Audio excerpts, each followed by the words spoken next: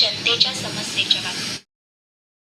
कळबणी स्मशानभूमीजवळील पूल 3 दिवसापासून खचला.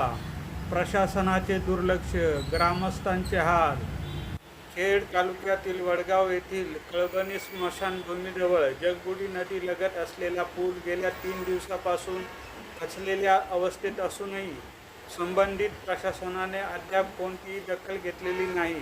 त्यामुळे परिसरातील ग्रामस्थांना मोठ्या अडचणींचा सामना करावा लागत आहे.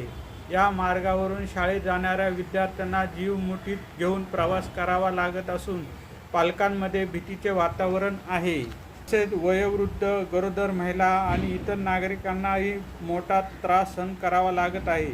पूल खचल्यामुळे या मार्गावरील एस.टी. बस सेवा बंद झाली असून सध्या एस.टी. बस केवळ किंजळे गावापर्यंतच येत आहे.